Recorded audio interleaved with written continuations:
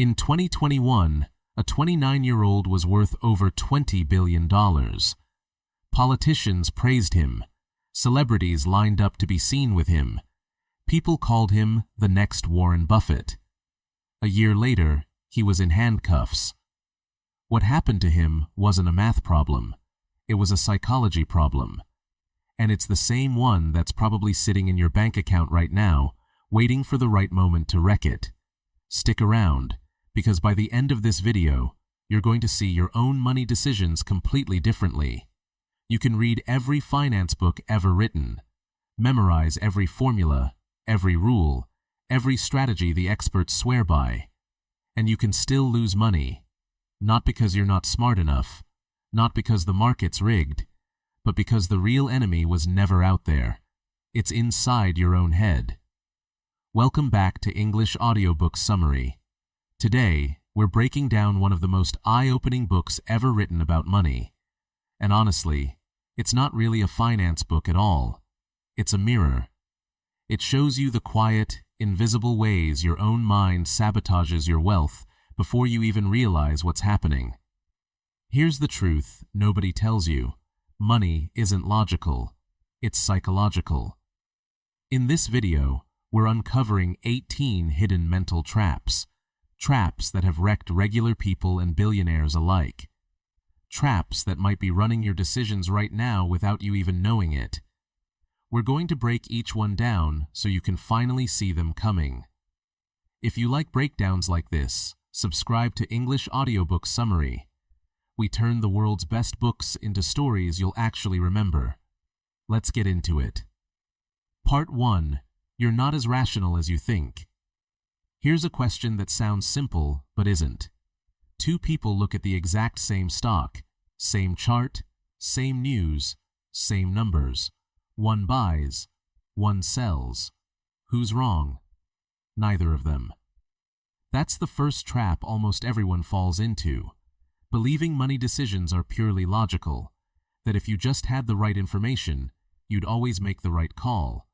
But your brain isn't running on the world's data. It's running on your data, your history, your scars, that one bad year that rewired how you see risk forever. Someone who lost everything in a crash might avoid investing for the rest of their life, even if the math says they're leaving money on the table. Someone who got lucky early with a risky bet might think volatility is just Tuesday. Same world, two completely different lenses, and you'll never fully feel what someone else lived through. That's why two smart, rational people can look at identical information and walk away with opposite conclusions, and both of them are being reasonable based on their own life. Now here's where it gets uncomfortable. We love believing success is earned and failure is deserved. Work hard enough, smart enough, disciplined enough, and you win. Clean and simple. Except money doesn't work that cleanly. Take one of the most celebrated success stories in modern history. A teenager happened to attend one of the only high schools in the entire country with access to a computer, back when computers were basically non-existent to the average person. That single accident of timing gave him years of head start before almost anyone else on earth had touched a keyboard. That's not just talent. That's a lottery ticket most people never even knew existed. His closest friend at the time was just as brilliant, just as obsessed with technology, just as capable of building something massive. He never got the chance. A mountaineering accident ended his life before he finished high school. Same brilliance, same obsession. Two completely different endings, and neither of them had full control over how it played out. Uncomfortable, but necessary. So stop taking full credit when things go right, and stop taking full blame when they don't. And be very careful about who you try to copy. The more extreme someone's success looks, the more likely it was built on circumstances you simply can't recreate. Which leads to a trap quietly draining bank accounts right now more than ever. You've seen it. Someone on your feed flipped a coin they bought for pennies into a life-changing amount of money. Your group chat has that one guy who got in early. Every platform's flooded with the same message. This time it's different. Don't miss out. Nobody shows you the math. Nobody shows you the odds. They show you the yacht. Here's the trick your brain plays on you. When a story feels good enough, you don't want to fact-check it. You want it to be true. So you believe it, not because the evidence supports it, but because the emotion does. That's not stupidity. That's just being human. But it's exactly how thousands of people watch their money vanish overnight once the story stopped holding up. So, run every financial decision through this filter. Am I believing this because it's backed by data, or because I want it to be true? And that brings us to the fantasy, that you can plan your way out of emotion entirely. A spreadsheet doesn't panic. It doesn't compare itself to anyone.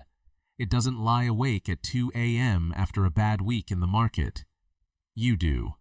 And if your financial plan doesn't leave room for you being human, it's not really a plan.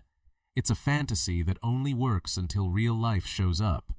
We've uncovered 4 ways your own mind quietly works against you. Next up, the trap that took down one of the most celebrated billionaires in modern history in less than a year. Part 2. The trap of never enough. Most people don't ruin their finances by making mistakes.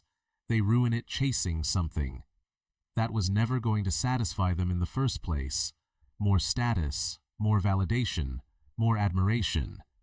Why do people, who already have more than enough still, risk absolutely everything for more? In 2021, a 29-year-old was worth over $20 billion. His company had become the second largest crypto exchange on the planet. The media compared him to Warren Buffett. Politicians praised him. Celebrities lined up to be associated with him. Behind the scenes, he was quietly mixing customer funds, not to survive, not to feed a family, but to chase more power, more status, more admiration. Enough was never part of the plan, so he kept pushing, and the entire empire collapsed almost overnight. Billions lost, investors betrayed. A man once celebrated as a genius, arrested and disgraced. That's the danger of never enough. It's a silent trap, and most of us don't even realize we're caught in it, especially now when everyone's highlight reel is one scroll away. You earn good money until you meet someone earning more. You buy a nice car until someone pulls up in a nicer one. You feel proud of what you've built until social media reminds you that somehow you're still behind. Comparison has no ceiling. The higher you climb, the more the bar moves with you. Even history's most powerful men. One emperor envied the general before him, that general envied the conqueror before him, and that conqueror envied a hero who wasn't even real. But if your actual goal is freedom and peace, you don't win by climbing higher. You win by knowing when to stop. Define what enough means to you. Draw the line and protect it. The most valuable kind of wealth was never money. It's peace of mind, and no extra dollar is worth trading that away. Here's the second trap hiding underneath the first. We all want to be admired, and somewhere along the way we start believing the right car, the right watch, the right house will finally make people see us the way we want to be seen. It doesn't work that way. When someone sees an expensive car pass by, their first thought isn't admiration for the driver. It's imagining themselves behind the wheel. They're not seeing you. They're seeing who they could become. That's why buying things to impress people almost never actually works. Real respect doesn't come from what you own. It comes from how you treat people. So before spending to be seen, ask yourself something uncomfortable. Are you trying to impress people, or just imagining that they're impressed? Nobody's thinking about what you have. They're too busy imagining themselves with it. Which brings us to one of the fastest ways people quietly go broke, trying to look rich instead of actually becoming wealthy. The fancy car, the luxury watch, the vacations posted online, they look like wealth from the outside. What you don't see is the loan behind the car, the stress behind the smile, the pressure to keep the image alive. True wealth isn't what you can see. It's what you don't spend. It's the upgrade you skipped, the purchase you walked away from, the lifestyle you refused to inflate just to feel successful for a moment. Nobody claps when you quietly invest instead of upgrading your phone. But that's exactly the move that builds a life most people will never have. And, finally, the trap that convinces smart people to make bad decisions, mistaking fear for wisdom. Tell someone the market's about to crash, and they'll lean in and listen. Tell them it'll slowly rise over the next 20 years, and they'll lose interest almost instantly. Bad news feels urgent.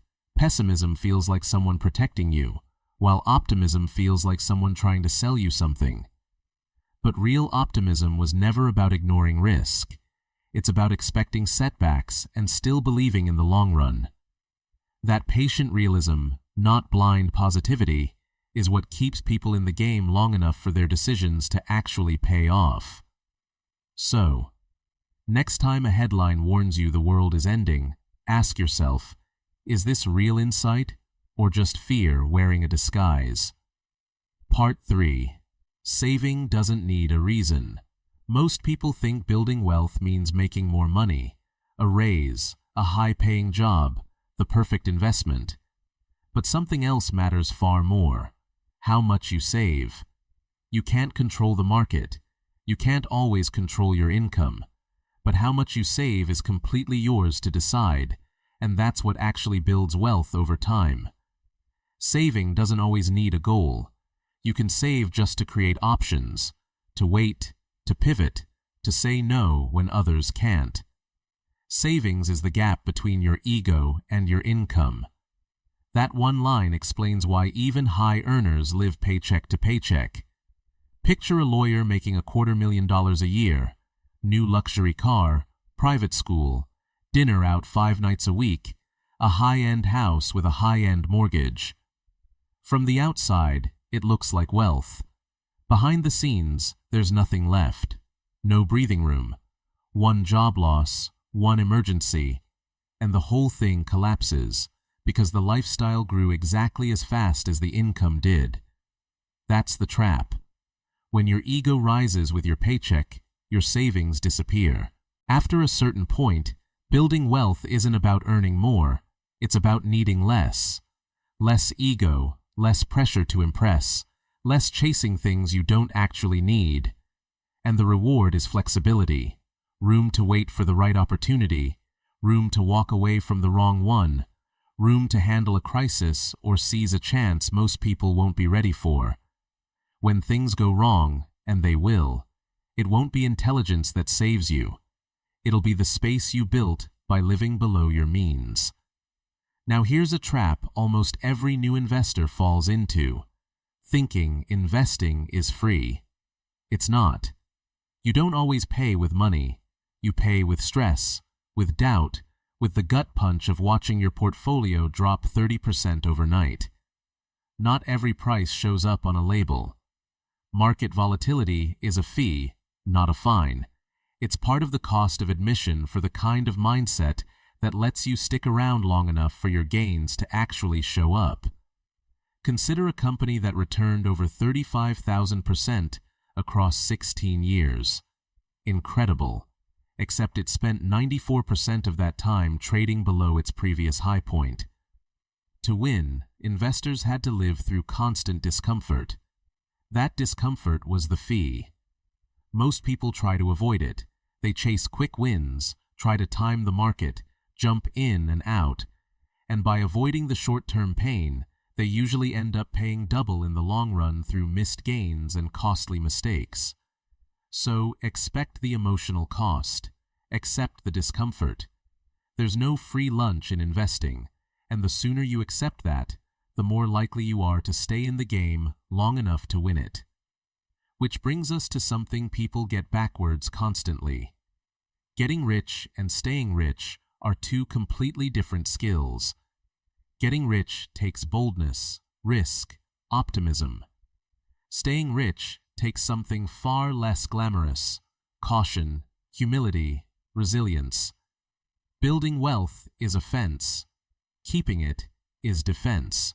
Good investing isn't about brilliance, it's about survival. And if you avoid catastrophe, you stay in the game.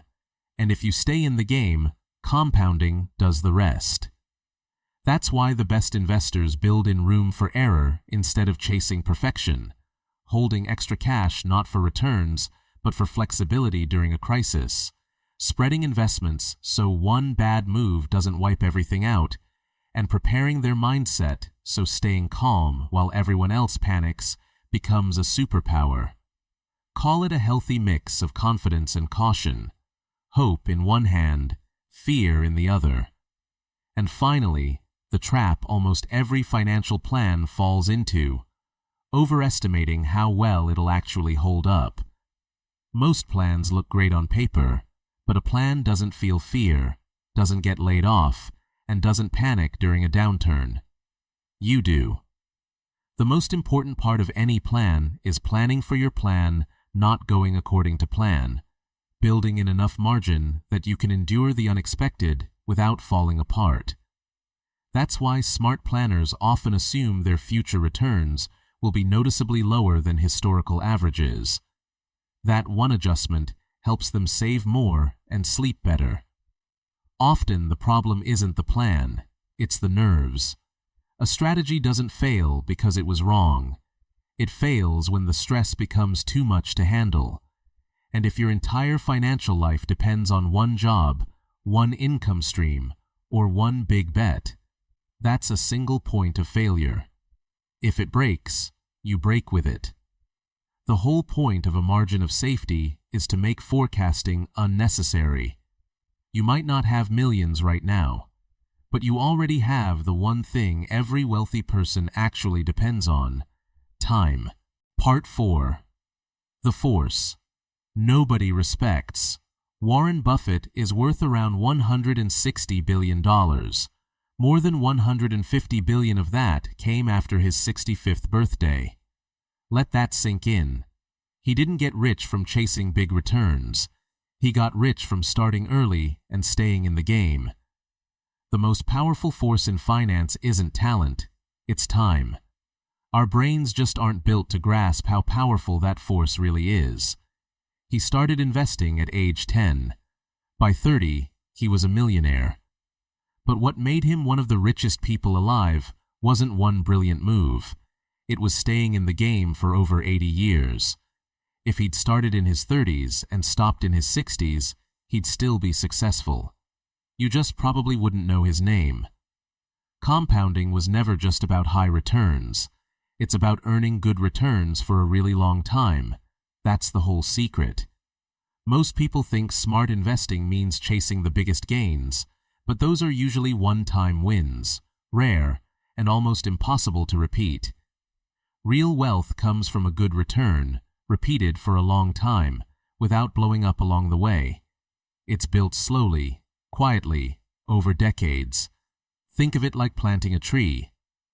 Year 1, almost nothing happens. Year 10, it looks solid. Year 50, it's massive and unshakable. That's the power of compounding. Now here's a trap that quietly shapes almost every financial decision you'll ever make, ignoring how rare real success actually is.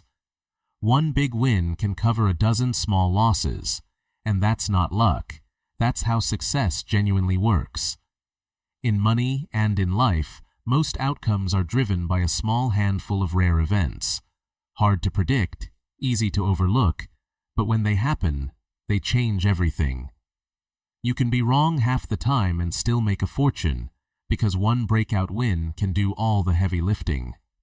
Warren Buffett has owned hundreds of stocks across his lifetime. Nearly all of his wealth came from just 10 of them. In 1989, he bought shares in a beverage company. Not flashy, not risky, but that single investment became one of the greatest compounders in history. The stock market tells the same story on a massive scale.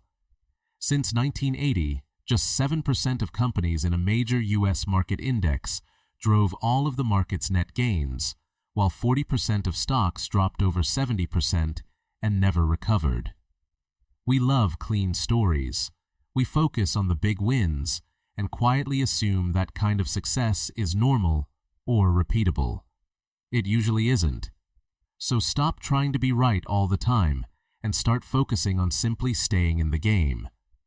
Most days won't feel important, but a few rare moments, crashes, bubbles, unexpected breakthroughs, can change everything.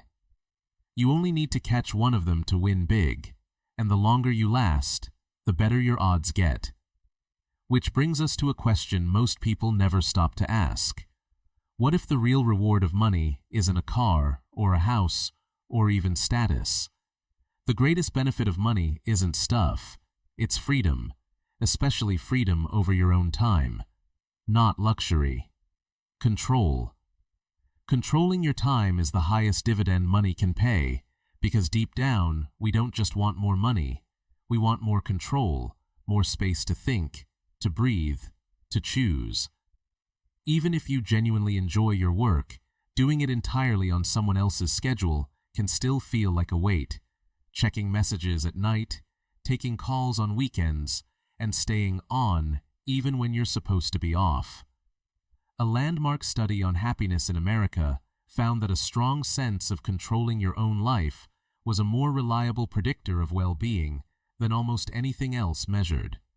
In other words, freedom over your time beats wealth, status, or success on their own. Financial freedom was never about having more.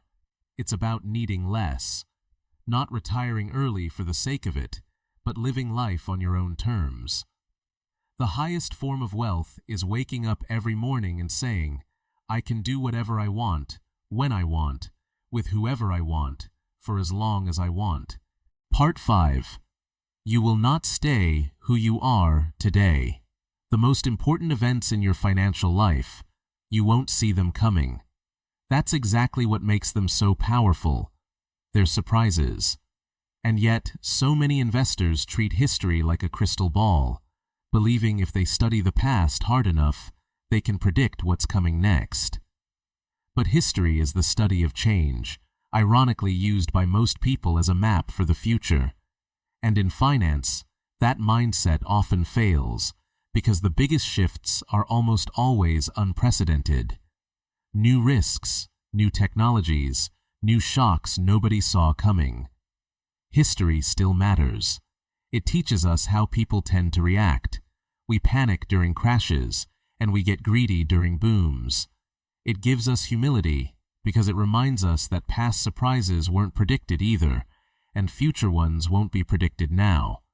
So, history won't tell you the next crisis or the next breakthrough, but it can help you build the right mindset and stay calm when the next surprise inevitably arrives. In investing and in life, calm beats certainty.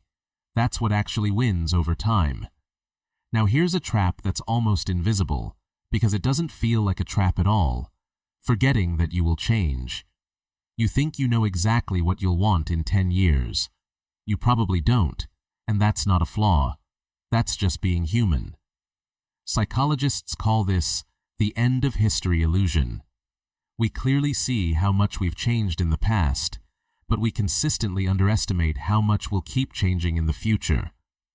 10 years from now, the things that feel obvious and permanent right now, your personality, your goals, your entire lifestyle, might look completely different. That's why long-term planning is so tricky. We build plans for who we are today, not who we're becoming. You might say, I'll never want that, or money will never matter to me. But your priorities can shift entirely, and if your plan didn't leave room for that shift, you could end up stuck, stressed, or full of regret. Imagining a goal is easy. Imagining that goal under real-life stress is something else entirely. So how do you protect yourself from future regret? Avoid extreme financial commitments in either direction. Don't assume you'll always love an extremely frugal lifestyle. Don't sacrifice everything chasing wealth either. Aim for moderation, moderate savings, moderate working hours, moderate time with family, and moderate expectations for your lifestyle. When your life shifts too far in one direction, you leave yourself no room to adjust, and that's usually where regret quietly begins. Plans built on moderation survive change. They leave space to grow without leaving you full of regret later. And finally, the last trap, one of the most common reasons people lose money without ever realizing why: copying people who aren't playing your game.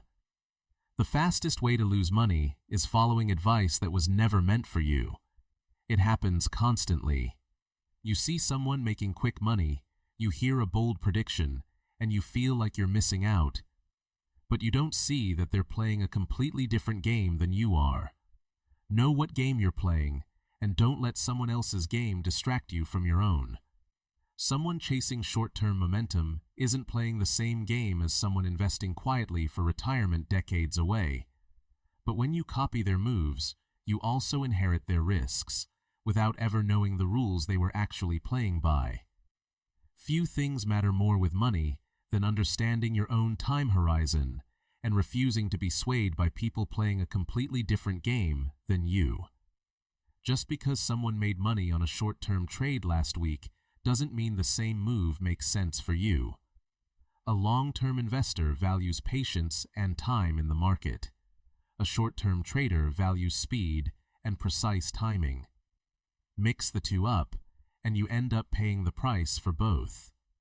So before jumping on the next hot opportunity, ask yourself, what game am I actually playing, and does this advice even fit that game? This applies to spending too. A lot of what people buy is socially driven. We see the houses, the cars, and the vacations, but never the goals or pressures behind them or what someone gave up to get there. That person driving the expensive car? Maybe it isn't showing off at all. Maybe it's strategy, part of building credibility in their field. But if that's not your field, copying that lifestyle makes no sense for you. Financial comparison isn't dangerous because it's wrong. It's dangerous because it's almost always missing context. So define your own game, know your own goals, and quietly tune out the advice that was never meant for you in the first place. 18 traps. 18 quiet ways the human mind works against itself when money's involved. And if you look closely, none of them were really about spreadsheets or formulas or market timing. Every single one came back to the same root cause: emotion quietly disguised as logic. We think we're rational when we're really shaped by our own history. We think success is fully earned when luck plays a bigger role than we're comfortable admitting. We believe comforting stories over cold data because the story simply feels better. We chase admiration through things that were never watching us in the first place. We mistake looking wealthy for being wealthy. We mistake fear for wisdom. We forget that saving is about restraint, not income. We want the reward of investing without accepting its price. We forget how rare true breakout success actually is. We chase stuff when the real prize was always freedom over our own time. We treat history like a crystal ball when it was only ever a mirror. And we copy people who were never playing our game to begin with. One single thread connects all of them. Money was never just a math problem. It's a mirror. It reflects your fears, your ego, your history, and your hopes, all at once. The people who build lasting wealth aren't necessarily the smartest people in the room. They're the ones who understand their own psychology well enough to stay calm when others panic, patient when others chase, and humble when others take credit they didn't fully earn. Because in the end, wealth was never about being right every single time. It was always about staying in the game long enough for time, patience, and discipline to do what they always do. Compound. If even one of these traps hits a little too close to home, you're not alone. Almost everyone falls into a few of these without realizing it. The difference is, now you know what to look for. If this gave you a new way to think about your own money, hit subscribe. We turn the world's most powerful books into stories you'll actually remember, every single week. Got a book you want us to break down next? Drop it in the comments. We read every one. This has been an English audiobook summary. Stay patient, stay humble, and stay in the game. We'll see you in the next one.